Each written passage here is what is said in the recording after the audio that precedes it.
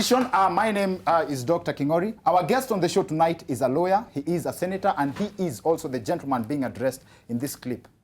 Honorable Senator, ladies and gentlemen,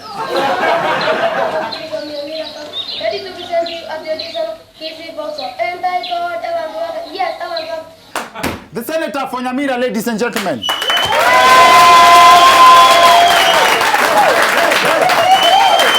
One of the highlights of your career in the context of terms and conditions. Listen to the terms of a bill the Honorable Senator introduced. He proposed it actually to counter the drunk driving in Kenya. Should the bill be passed into law, brace yourselves for a thorough beating should you be found on the wrong side of the traffic law.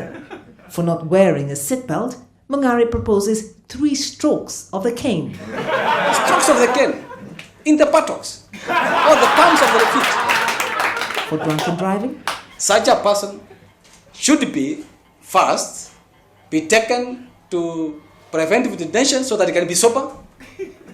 In the morning, he pays for his medical attention so that a doctor can come and examine whether he's good, is fit for caning. He gets his 10 strokes of the cane, for instance. Senator,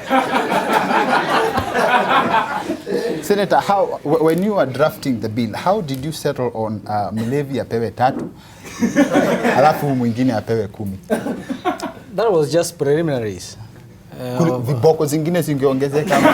Yes, just preliminaries, because what I was looking at is the issue of the dead carnage in our roads.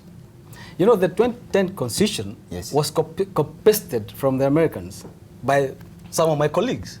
But that's progress. That shows tumeingia America na copy and paste. Copy-pasted Constitution, which compares Kenya, which is 53 years of independence, to America, which is 240 years of independence. So do you suggest wange copy paste ya Zimbabwe? Okay, copy-paste locally, whereby some of us, when we went to school, corporal punishment was part of life. Yes. For instance, I was expelled to 6 schools before I got my A-levels. Because of from 6 schools and you are a senator. Yeah.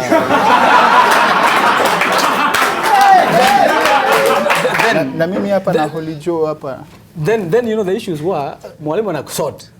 You know, unasortiwa physically, unatoroka unaenda nyumbani, ukiona shule imekuwa viboga imekuwa nyingi, unaama unaenda shule nyingine. Lakini sasa shida ya hii bill, first of all, sorry to digress, shida hii bill, you do realize mlevi asikiangi uchungu. That's why I gave a proposal that he'll be kept in the next day. No, it can be kept in protective custody. Pombe ishe kwa macho. Pombe ishe, aletewe supu asubuhi. Daktari akuje amwangalie kama ako fit for corporal punishment. And you know, most of the people who are opposing this are members of parliament. Oh, it hasn't seen the most of members of parliament who are opposing it because of most of them are drunken drivers. Yes. Because I just telling them, why are you afraid of an issue if you know you can keep the laws? As a lawyer, kwanza sasa tutoke hapa kwa mheshimiwa senator, acha tuongee kama lawyer. Kuna vitu mnafichanga sana kwa hii writing ya lawyer. Why do you do that? I don't understand, because people want to make money. Like that colleague who is a speaker. Yes. I'm surprised on the sentiments he was saying. Yes. You know, that he didn't invested kidogo, but the other guy had more, and then he became an equal partner. That is immorality of the highest order. And where do you think the problem comes in? As a lawyer, you would make more money by hiding such information. So why would you do it different? What happens now is that the issues of civic education and morality, I'm talking about morality. Yes. Morality, you know, is an individual initiative. Okay. Yeah, the people don't give a damn about even if he eats all the money. I think we'll have to have another session to explain morality to Kenyans. Morality. ile morality wa Kenya wanajua ni moral. Nina morality. I think when it comes to morality, are you on social media, Facebook and? Yeah. Yes. Did you read the terms and conditions? No, I was surprised. not only that, even most lawyers. Yes. Even most lawyers, even myself. Sometimes, like insurance covers. I have like 4 or 5 insurance covers, but I can tell you without fear of contradiction that I never signed them until now. It's now that I'm reading. Because one time my car was hit, I was told that it was not insured for sensors. the sensor of the car. I have a small car. That's I have a small another car. thing. I have a small car which like people when Mong'are paid for. To do, What's a small car? What's a small car? Unajua, small no, car it's a is small car, relative. Volkswagen. Volkswagen is Just not a small car, but it just sensors. So. In Kenya, small car is Vitz. Oh,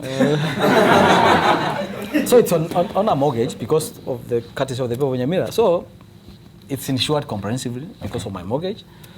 So when I was driving one time in the morning, I was hit by a crazy kissy guy in a city hopper. Mtu wa nyumbani. Mtu wa nyumbani. Huyu hata mnasumbuana kweli. I don't know whether he had something in the morning. So no, I just relaxed. You know, I called, the police were there when he hit me. Could that be the reason Maybe, uliendea maybe. drunk drivers julisikia kule viboko No, hapo hapo? So when I went to the insurance now, Yes. the insurance said, no, we care for your vehicle, but there are some special sensors for the lights. Okay. They say this is not catered for, so you have to buy But it what's personally. comprehensive? What's You know, comprehensive also has terms that we don't look at. You know, they look even gadgets. Okay. It doesn't cover radios. It has special sensors. This car had special sensors. okay? So I had not read the insurance cover even if it was comprehensive. So I'm saying even lawyers, even people who have gone to school. Okay. So it's very difficult, and as you say, for that case you gave about somebody who wanted to sign for his children for life. Yes, yes, yes. These issues which really requires Kenyans or anybody to take time. Take your sweet time. Don't append your signature. Wait. Let's say on WhatsApp you have something that really ties you to the application or makes you, puts you in a position that you have to sacrifice something that you're not willing to.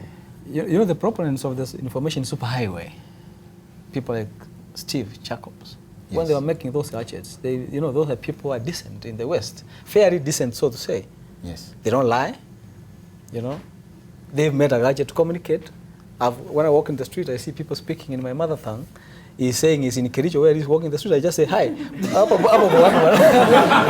was saying, so the essence of those, when we're picking up gradually as a developing country, we Yes. need to understand why they were made. I drew that you It's a serious, have considered it's a serious, running for president. It's a serious consideration. Okay. Maybe in 2-3 weeks' time, I'll make a national declaration on that. I'm crying for the drunk drivers because if you are president, inamaanisha viboko zitakuwa legal from. You know, most of the legislators I speak to, some of them, even the legal team in Yes. Parliament, were telling me that this is unconstitutional. I'm saying corporal punishment is banned in schools because those are teenagers and those are children. Lakini watu wazima bado. Watu wasima wanakunyoroshwa hiyo sio shida because they are big. I mean, this. You may get in trouble with the adults because if you say ati corporal punishment is abolished only for children, now watu wazima ndio wamekula viboko miaka yao yote. Sasa unataka kuwarudishia viboko wakiwa watu wazima. It's a choice. It's a you know, if you look at the statistics of the deaths by year in this country, Yes. and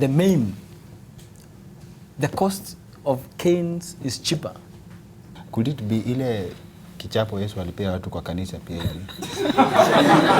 You know, as a spiritual guy, he said he couldn't stand all those things you're saying. I wish we could continue with this, Senator. Thank you very much for coming on the show. I trust Kenyans wamesikia, si ndio? Wapi makofi ya Senator, ladies and gentlemen?